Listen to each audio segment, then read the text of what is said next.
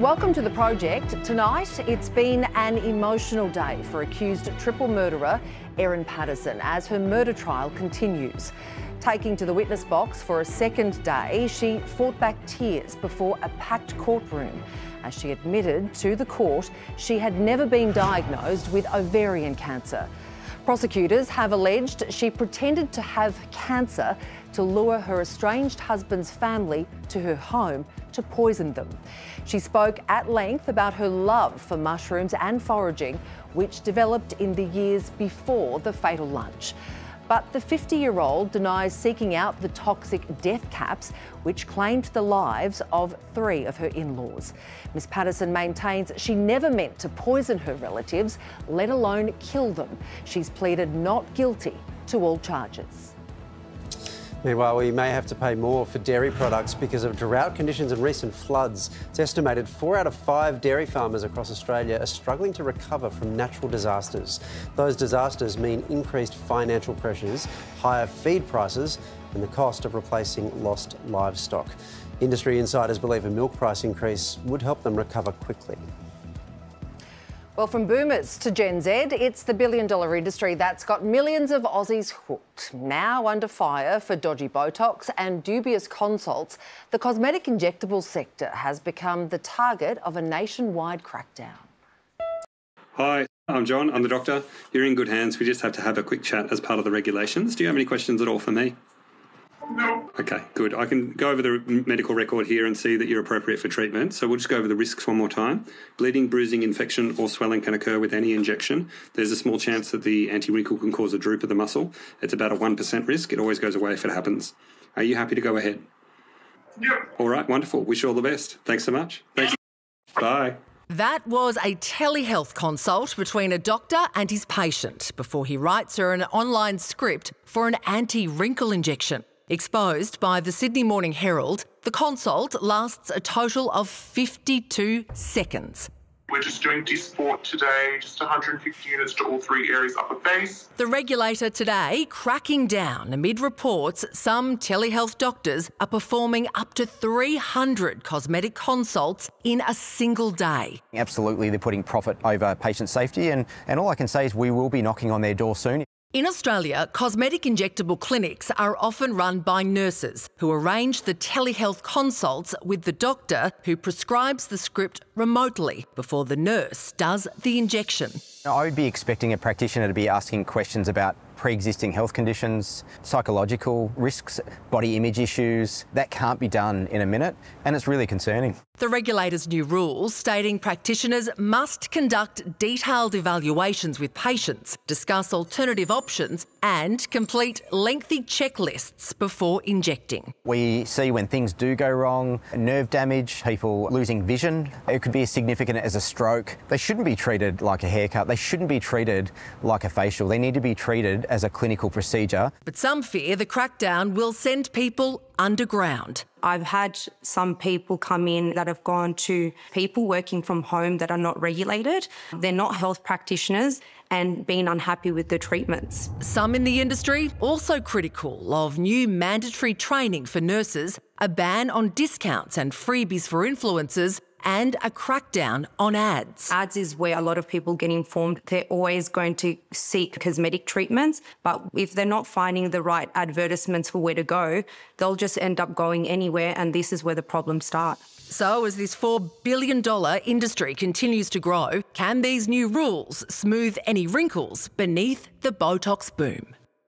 Well, Michael Fraser runs consumer advocacy group Operation Redress, which has been campaigning for a crackdown on cosmetic injectables on the industry since 2020. Michael, for a lot of people, this is just a bit of a routine makeup touch-up, a Botox buck-up, if you will. So what really are the risks here?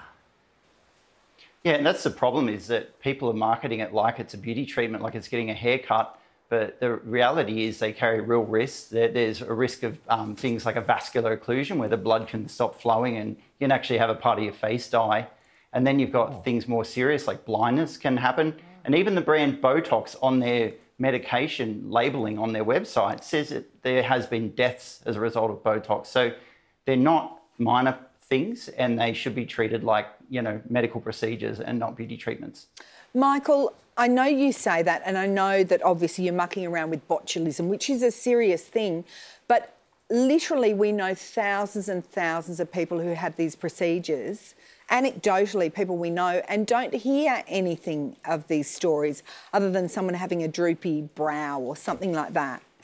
Yeah, and see, that is the problem, is that the industry know about a lot of complications that happen, but a lot of people don't want to speak up about it because if they see something about their colleague, it might impact their commercial interest. But one of the big things is they don't want people leaving a review talking about a serious complication. So often NDAs are involved, lawyers get involved. We've even seen patients get letters from the practitioner threatening to sue them preemptively for wanting to go and leave a review about what happened. And what the industry has demonstrated is that they don't really care so much about the rules as they do more about the profit.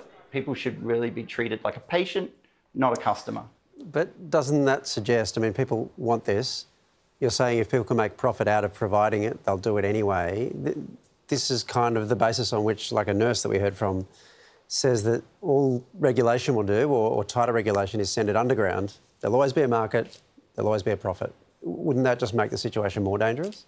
Well, but we've seen with the cosmetic surgery advertising laws, the industry has cleaned up dramatically. And it's funny that a lot of the plastic surgeons were upset about the rules in the beginning, saying people will go overseas, are now getting on podcasts saying that their business is booming. So these are businesses that have complied with the rules that AHPRA brought in the beginning, and now they're just rolling these out into the non-surgical areas. So all we're going to see is practitioners advertising these procedures in a safe way that demonstrates the benefits and the risks equally, and that's all really the regulator is asking for. These rules are not stopping anyone actually advertising their services. They're just saying, hey, you're advertising medicine, maybe act like a healthcare professional and not like a TikTok star. Michael Fraser, we appreciate your time. Thank you. Thank you. Wow. Is it tasteless to talk about money? Well, once considered a taboo subject, a new survey has found 50% of Brits are now totally fine with it. Younger generations no longer see any stigma around discussing financial matters. Only 17% of Gen Z and 34% of millennials find it vulgar, compared to 50% of boomers. Interesting. OK, let's do it. Do what? Oh, you want to talk cash? Well, it's interesting because, you know, my children talk money. Yeah. But isn't that your money? It's because they don't have any. Yeah. Like, it's very easy. They're always talking about how much they each earn and la la la, and It's not just that they don't have any or they don't earn much. It's also that they're at an age where they're not expected to. So I think I think the problem arises when you're in the middle of your career, or you're meant to be at the peak of your career.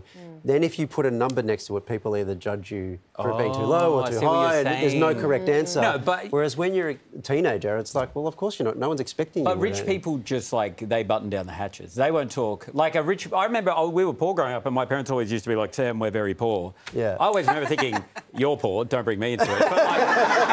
But like rich people aren't sitting their kids down being like, we're very rich, you got lucky. No. Like, that's not happening. No, but they just... well, how do you know? Well, I don't know. Yeah, you don't know. I don't know. Ask Waleed's kids. Oh, right.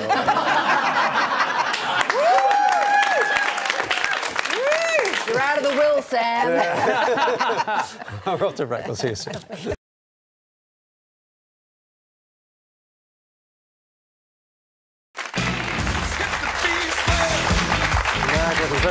Well, Anthony Albanese says former WA Green Senator Dorinda Cox will be expected to support all government policy now she's defected to the Labor Party. That includes supporting the Woodside Northwest Shelf Gas Project, which until now she's been highly critical of. Well, Dorinda Cox understands that being a member of the Labor Party means that she will support positions that are made by the Labor Party. A groundbreaking and concerning study has found that more than 1 in 3 Australian men aged 18 to 35 has used intimate partner violence in their lifetime. That's up from more than 1 in 4 men 11 years ago. The study also found, on average, around 120,000 Australian men start using such violence each year. In other news, tourists in Italy got more than they bargained for as Europe's largest active volcano put on quite a show. Italy's Mount Etna has erupted in spectacular fashion, sending a massive plume of rock and ash billowing more than 5 kilometres into the air. As a huge pyroclastic flow rolled down the mountainside, hikers and tourists could be seen scrambling to safety. No one was injured. Authorities say the eruption poses no immediate danger to locals. A new search is underway in Portugal as part of the ongoing investigation into Madeleine McCann's disappearance. Portuguese police will scour an area near where the 3-year-old was staying with her family when she vanished in 2007. The search was triggered by fresh warrants from German prosecutors who have named Christian Bruckner as a chief suspect. He's currently behind bars in Germany for sex crimes. And a radical idea's been floated to get Donald Trump to actually look at intelligence briefings and reports. His intelligence chief, Tulsi Gabbard, has reportedly suggested turning the document into a video which looks and feels like a Fox News broadcast. Trump, of course, is an avid Fox News viewer, a Fox News producer and presenter, may even be added to the payroll to make it happen. That's a great idea. I like it as well, actually, yeah. Just to make things digestible. Yeah, if you're a vibe guy, you know, that's how you want to see it. And reading can be boring, and sometimes pictures, they help it out, you know? Don't you think? No. Right, OK. No. So why is this a problem? I think the president should be prepared to read a briefing. Yeah, but he's a busy guy. He's a busy guy. He's a busy guy. Yeah, he's on those got to planes. get to the golf club. He's got those hats. You know, he's a busy fella. This was just not a debate I expected to lose this And week. Yeah. Come on, Marlene, pull your head in. He's very modern because it's a very TikTok sort of vibe. Exactly. You know why I Put like it in a TikTok. Make it quicker. The brief, it's news done differently is what I like about it. There we go. No one else did, but I did. We'll be back soon. This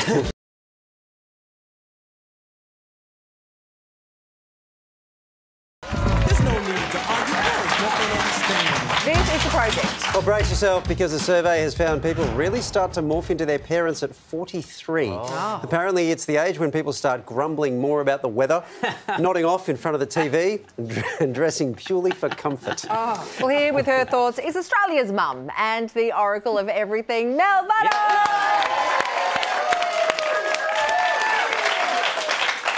Mel, are you turning into your mum? Are you capping? Check the drip. I'm lit, fam. I still slay. In short, yes, probably I am. It started. It has definitely kicked off. I find myself saying things like, I only buy Tupperware these days because the cheap brands don't close properly. Yeah. Or don't touch that yogurt, please. That's for lunches. Or recently, I even said, I actually didn't mind John Howard. OK, well, Riz aside that you've got, Mel, is the transformation 100% complete? Are you there? Yes, I'm my mum. It's happened. Hello, elastic-waisted pants and a 3 p.m. glass of wine. Are you excited by mango season taunts? Because I sure am. Oh. Yeah. There's 2 big choices here. You can either fight it and learn what Riz means, or... You know, I could do that. I could spend my day finding out if Chapel Roan is a racehorse or a new housing estate. Or I could just give in and become my mum and deal with my mental health challenges with a quick trip to Kmart and a lovely savoury muffin. So what are the warning signs? Your TV watching behaviour, that's a key sign. Okay. Have you started muting the ads so they don't win? Is it so loud that the neighbours can follow your program? Or do you not watch TV at all because it's all woke garbage? Absolutely no offence, guys. No. OK, that was pointed, I think. How will we know when we're about to turn, Mel? Well, there's no warning, haircut. It's... it is rapid onset. You will just wake up one morning and find yourself asking everyone in the house to eat a plum for you before it goes off. Or maybe if you're a lady, you'll start calling your good female friends your girlfriends. Yes, yes. Yep. And you'll walk past a wooden carving with the word family and think, how nice would that look up in the front room? Yeah. And yet you seem too young, Mel. Oh, Kate, thank you. But that is just good lighting and low self-esteem. I am in limbo, to be honest. I'm too young for bingo, but I'm too old for Coachella. I'm stuck with my fashion. I'm too old for sports girl, but I'm too young for Noni B. Like, what am I meant to wear these days? I've got one hip in Gen Z and one in a Katie's sale rack. Now, no, I reckon I'm a good 9 years away from becoming my dad, Mel. So what will I be like? We don't know. We're all just waiting for you to get out of this polo shirt, sports jacket thing that you are stuck in. I think I look quite nice. Yeah, in some circles, definitely. Thanks very much, Mel. Love you, Mel. Always wise. I got to hang out in these circles, I reckon. Guys, let's go to sports right now. And the chess world, you're not going to believe this, is abuzz right now over some frankly disgusting behaviour from one of its best ever players. Guys, brace yourself, because Magnus Carlsen has lost his goddamn cool. Oh, no. The Norway chess tournament yesterday, and five-time world champion Norwegian Magnus Carlsen is supposed to be a shoo-in against 19-year-old Indian Gukesh Jomaraju. He moves the knight to b2. This is unbelievable. That is until Magnus blunders, and a slick Gukesh counter-attack wins him the match. Gukesh has calculated this knight line all the way. Oh my God! Now, hang on just a second. Let's see that again. Gukesh has calculated this knight line all the way. Oh my God! That's right. In a vulgar display of unsportsmanlike rage, Magnus banged his big Scandinavian fist on the table. Oh my God! As Magnus fled to a waiting car, an emotional Gukesh fronted the cameras. I mean, 99 out of 100 times I would lose, but But you didn't. Yeah. Magnus going on to have a textbook existential crisis. I'm just wondering, like, why am I doing this? Like, what's the point?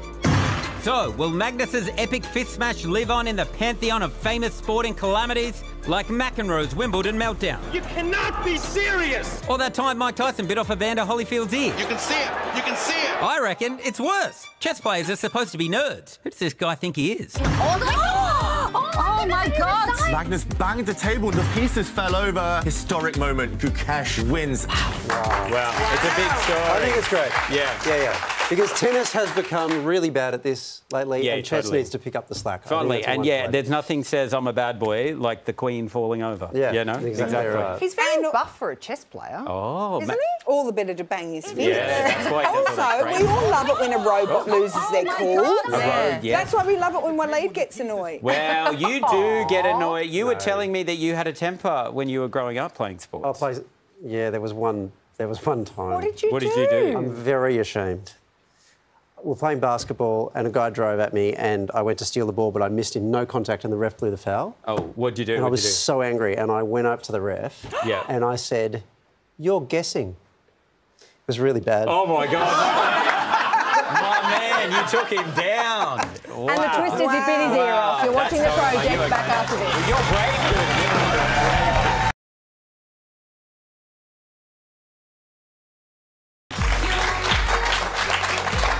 Project. Accused triple murderer Erin Patterson has returned to the stand as a packed courtroom watched on, confessing to the jury her fake cancer diagnosis and her fascination with wild mushrooms. Desperate to hear from the accused killer, a queue of eager onlookers today flooded the courtroom. Erin Patterson admitting the supposed reason for the lunch, her cancer diagnosis, was untrue. Have you ever had ovarian cancer? No, I have not. Have you ever had a needle biopsy on a lump on your elbow? I've never had a needle biopsy anywhere. Patterson also revealing that despite initially telling police she'd never foraged before, she actually picked all the mushrooms she could after developing a love of foraging in 2020. It was a process over several months in the lead up to it. When I got to a point where I was confident about what I thought they were, I cut a bit off one of the mushrooms, fried it up with some butter, ate it, and then saw what happened. They tasted good and I didn't get sick. Telling the court she would often dry and preserve them. Did you dehydrate mushrooms that you'd foraged? I did. Patterson saying she sometimes added mushrooms to meals she cooked for her children. I chopped them up very, very small so they couldn't pick them out. Questions then turning to the mushrooms used in the fatal lunch. Do you accept that there must have been death cap mushrooms in it? Yes. I do. Do you remember where the mushrooms that went into that meal came from? The vast majority came from the local Woolworths in Leongatha, and there were some from the grocer in Melbourne. Patterson telling the court she'd bought mushrooms from the grocer before. Sometimes the bags might say something like wild mushroom mix or forest mushroom. Erin Patterson will take the stand again tomorrow. She's pleaded not guilty to all charges. Erin Patterson is the Age's crime and justice reporter. She was in the Morwell court yet again today. She's with us now. So, Erin Patterson today admitted there must have been death cap mushrooms in the meal that she served. But what did she say about how they got there? That's right. Her defence barrister, Colin Mandy SC, turned to his client and said, do you accept, essentially, that there were death cap mushrooms in the meal that you served your lunch guests in July 2023? And Erin Patterson, who was seated in the witness box, replied yes.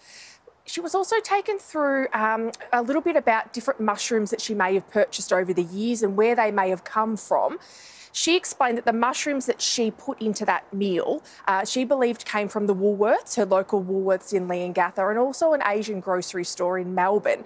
Now, she did say that she didn't really have a clear memory of that Asian grocery store in Melbourne, but she was able to take the jury through other things that she purchased and picked in terms of mushrooms. It was today that the jury heard that she had foraged for mushrooms, and many questions then followed about where and what sort that she'd picked. So what did we learn about Erin Patterson's experience with mushroom foraging? Yeah, the jury were taken through when she really started to get interested in mushrooms, and she explained that this was around the time of COVID lockdowns in that March, April of 2020 period.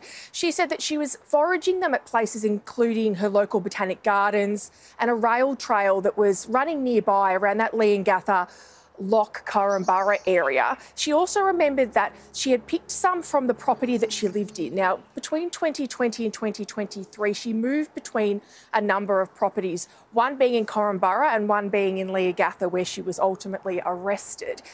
She said that she picked mushrooms from both of these properties, largely field mushrooms, but as she became a little more confident and a little more researched in what she was picking, she started serving them up to herself. She remembered that she cut little bits off them and put them in some butter and tried them and recalled that they tasted really good.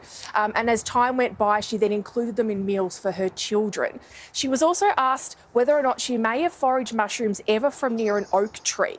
And she said, while she didn't believe she picked them from under an oak tree, she believed that she may have picked some nearby at the Korumburra Gardens at some point. Erin also admitted to the jury that she'd never had cancer, but what else did she say about her health concerns?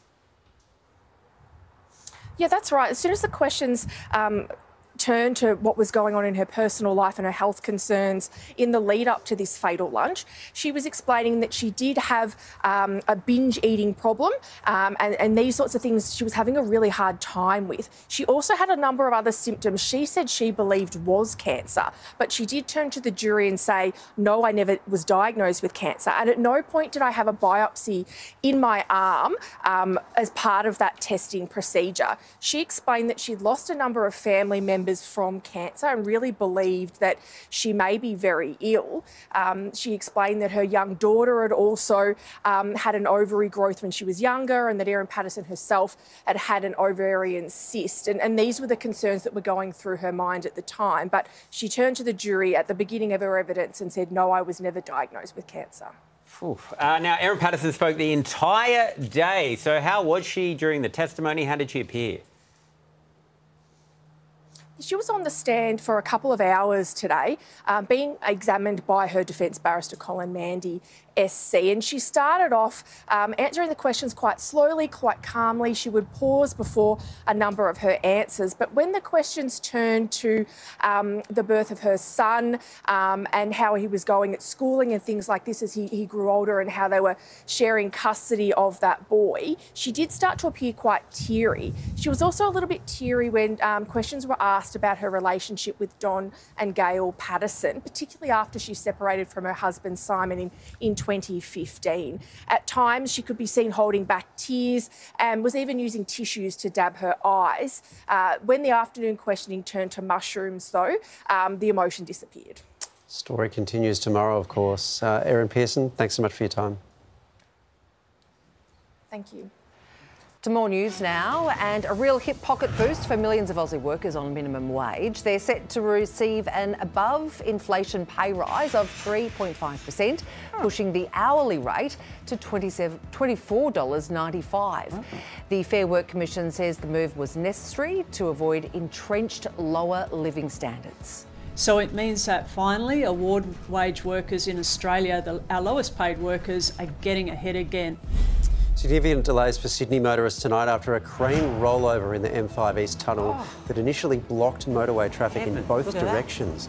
The crash not only tore away part of the tunnel wall, it also burst a water main and damaged the sprinkler system. The 29-year-old crane driver was taken to hospital with minor injuries.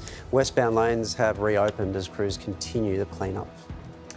The world's most famous blue heeler family is being immortalised in plastic after partnering with another global icon, Lego. There will be 5 different Lego sets for Bluey fans to collect, all depicting favourite scenes from the much-loved series. Amid reports, unscrupulous resellers are already cashing in online.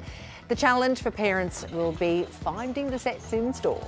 I actually think this is like the perfect brand partnership, because Lego is all about imaginative play, which is what Bluey is about, essentially. Now, every year, thousands of kids are targeted in a type of scam so intolerable, it's seen teenage boys take their own lives. As a major international sting leads to arrests, one Australian dad who lost his son is demanding more action. A global sextortion racket broken open by an international operation led by the FBI. The focal point of this operation was Nigeria, a central hub for perpetrators. Law enforcement from at least 5 countries, including our own, hunting down and arresting 22 Nigerians accused of preying on vulnerable young men by posing as girls asking to exchange nudes. At that point, the contact obviously changes quite dramatically. The messaging often is around, if you don't send us money or gift cards, we are then going to share those images with all your contacts. This text chain, a devastating example of the catastrophic fallout for scam victims. Hey, I sent you the pic. Did you get it? You will pay me $500. In return, I won't share your photo. I don't have any money. Can you afford $50? How do I pay? Go to the shop and buy a gift card. Mum won't let me go to the shops. Around half of those arrested have been linked to people who took their own lives, including more than 20 young Americans. This can be an absolutely life-changing and devastating experience. They might be demanding payment within a very short period of time, which does lead to panic. And that escalation, I think, does raise that level of fear and distress and despair. The AFP now revealing 2 of the detained men are linked to the death of a 16-year-old from Sydney in 2023 who believed he was talking to a woman sending him sexual images. Aussie dad Wayne Holdsworth's son Mac was just 1 year older when he took his life. I said, "Good night, mate. I'll see you in the morning."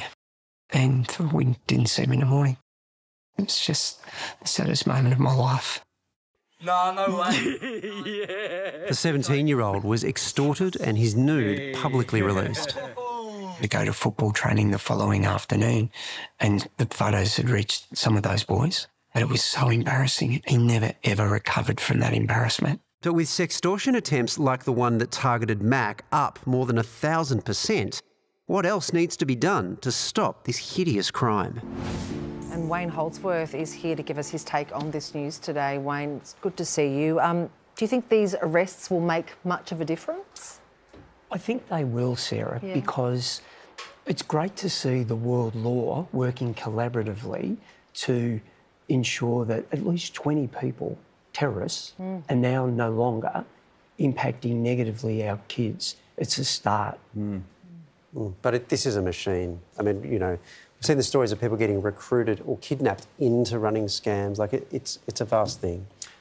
Is there anything government, police can actually do to prevent this sort of thing happening? Yeah, well, Ed, I'm glad you used the word prevent, because the 20 arrests are significant, the word will spread, but it is an industry in Nigeria, for an example.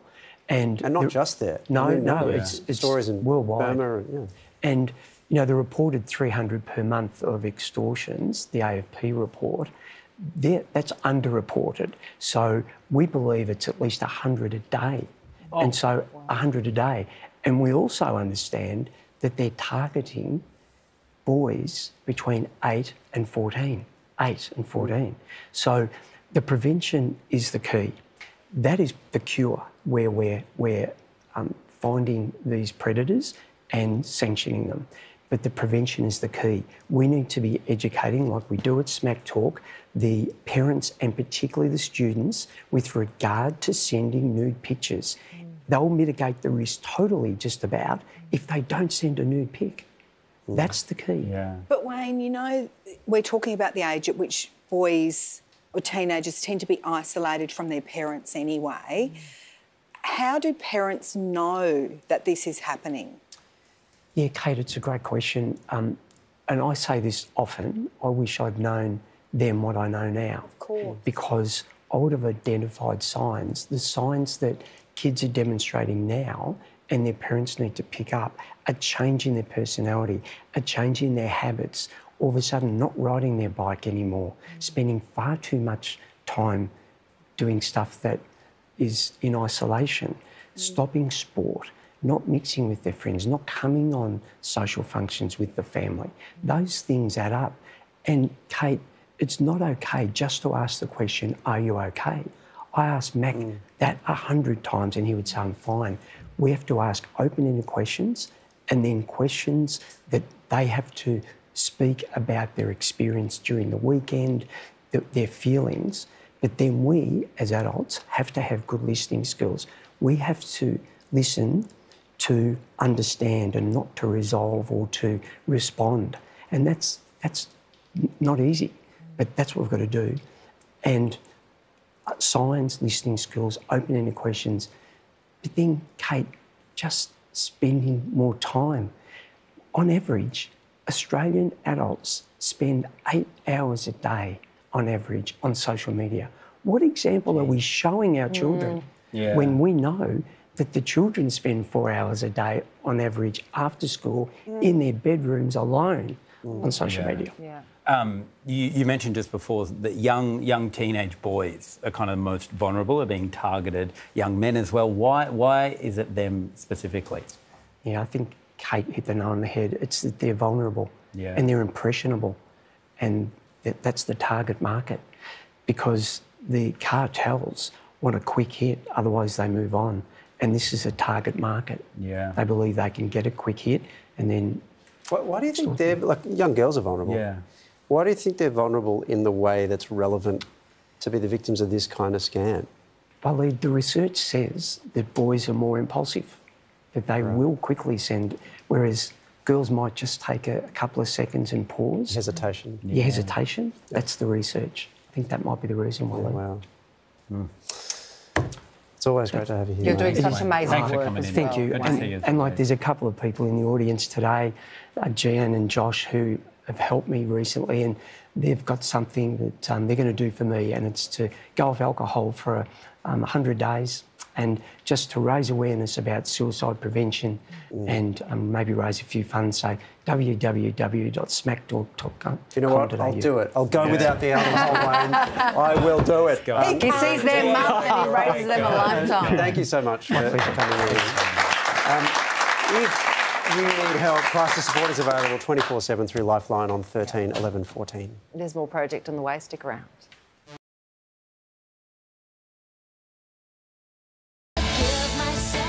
This is the project. Young people are increasingly turning to social media for mental health advice, but new research has found that content there is often incorrect and misleading, advising sufferers to do some pretty weird stuff.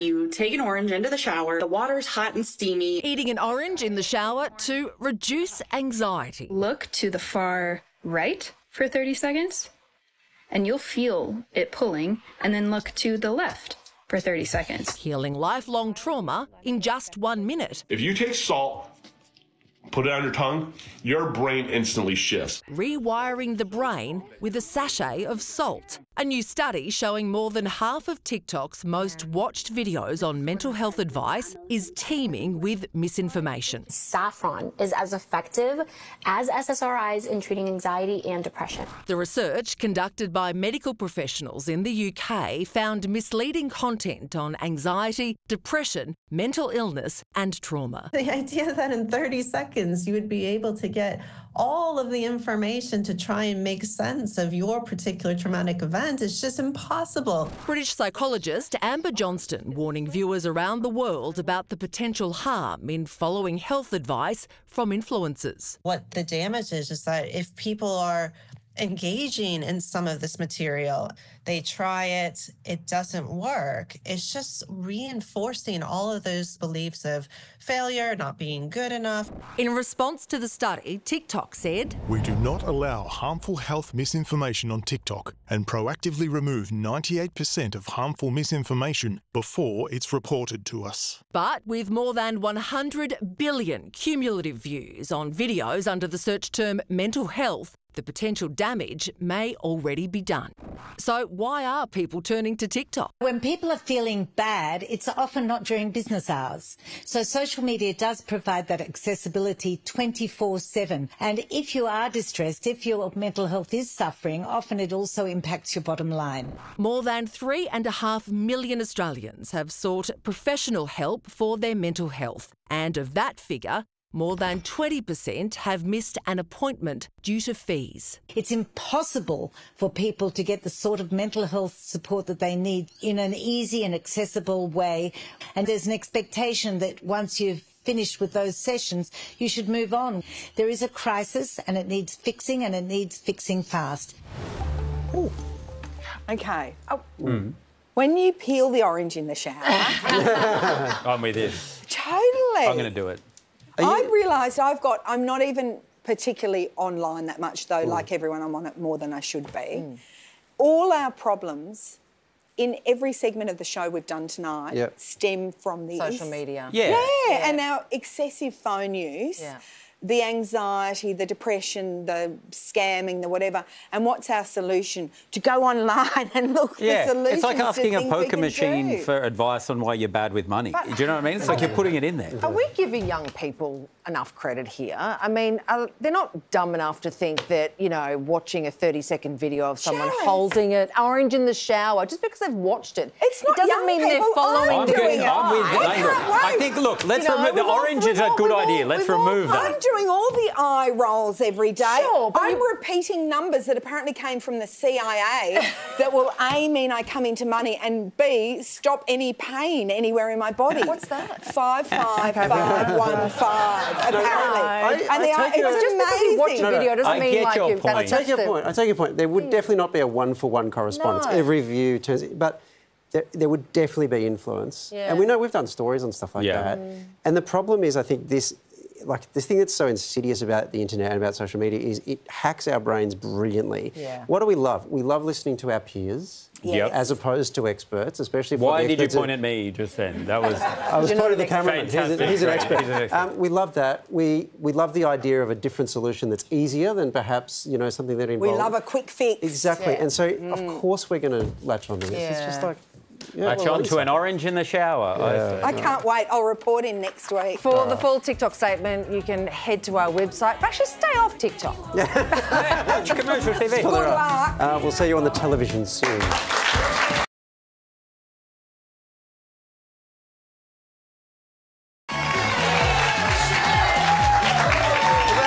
Well, somewhere between running across the globe on The Amazing Race, making us laugh out loud on Taskmaster, and stepping into the world of musical theatre, our mate Pete Helliar has found time to write a brand new children's book, Detective Galileo. And he is with us to chat about it. Please welcome Thank you. Stop it. Stop it. Good to see you guys. Good to see you too. So good to see you, mate. I used to be on this side of the desk, and then the last few times I've been on that side of the desk, and now I'm back over this side of the desk. But I'm playing tennis with myself. Yeah. Hey, Pete, Galileo, it's a horse with a knack for solving crime. Yes. Is it Based on anyone you know? I can't say too much, but he's on the panel while he solves crimes in his spare time. Also a horse. He does have racehorse energy. Traditional greeting, why the long face? This was a early stand-up idea I had, like a routine that I had where, like 20 years ago, where a lot of Melbourne Cup winners go on to become police horses. And I often wondered, like, if they would go and try to solve the Far Lap mystery. That was the premise of the routine. Your only interest is horse-related. Yeah, just horse-related crime. You'll find. So 20 years later, it's now in a kid's book. When I think of a detective, like an animal that plays a detective, a horse, and no disrespect to Galileo, potentially it's going to be a hard thing for them because of their hooves. They don't have the dexterity to hold magnifying glasses or collect evidence. This feels like a stitch-up. It feels like a stitch-up. Come on, promote your book and then point out, yes, he's holding a magnifying glass on the front cover, yes. How does he hold it? I thought it was an interesting point. How does he hold it is what I want to know. There's a lot of admin in solving crimes, is there not? He has a little bird, Agatha. A little the woman's doing all the work. Okay. Well, this is a real stitch-up now. Now, your three boys that you've raised. Yes. Did you learn something from them Again, about the woman does all the work. The stories that appeal to them, because my boys loved your Frankie Fish series. Yes. Yeah. So your boys are too old for Galileo now. No, they're 22, 20 and 16, and I still sit at the edge of their bed and read the books to them. Beautiful. It's beautiful. It's beautiful. No, I did lose my my listening audience, I must say, when I was developing Galileo, because with Frankie Fish, I was able to share ideas with them, but with Galileo, they're less interested to hear my ideas. But they love it and they're supportive. But yes, I try to get in touch with my own inner child more so than talk to my kids about it. What's he up to? Yes. He's still hosting the project. Congrats on it. It's a cracking book. Thank you. And I can hear your voice as I read it. I can absolutely hear you saying it. There's a cracking poo gag in there, by the way. There's always going to be a cracking poo joke in one of my books. Yeah. I would have liked more farts. Yeah. And the drawings are beautiful. Book two. They are. So this is what I wanted to ask you about, because illustrations are a big part of kids' literature, and the illustrations are magnificent in this, and the way they even talk to the text and all that sort of stuff. Andy Joyner is an absolute legend, and he's a South Aussie, and he has done a great job. It was taken a while to find our illustrator. And I said to the publisher, why haven't we got our illustrator? And apparently it's very hard, like within the illustrating community, notoriously hard to draw horses. Really? Oh. Really? And when you think about it, it's really hard to draw horses. If people ever get the head right and the body wrong... This is hard? Yeah. It is hard. Especially when they're holding magnifying glasses. They're holding magnifying glasses. Let's go back to the hooves. You've got paper in front of you. I want to challenge you guys to draw a horse... We haven't got long, so in a minute. We'll get these guys to draw horses. We'll give them 1 minute. We'll continue the interview because then watching them talk might not be a great What sort of horse would you like? You can choose whatever horse, whatever angle. There's angles of horses as well. Okay, gentlemen, ladies, your time starts now. I'm going to draw a sexy horse. A sexy? Yeah, there'd be a sexy horse. It's a kid's book. Come on. Sexy horse? Mine's at a different market, all right, Pete? While they're doing this, I don't want to distract them too much. You've got to get books into kids' hands rather than iPads. Yes. Do you have a theory on how this is possible?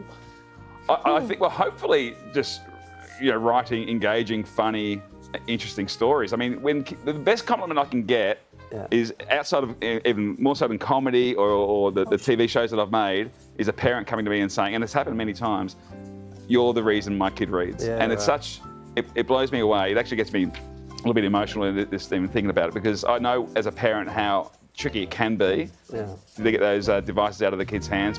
And sometimes the kids, it takes a while to find their books. Not everyone is into Harry Potter. I'm so done. You're done? You got 5 seconds left. Almost done. Yeah.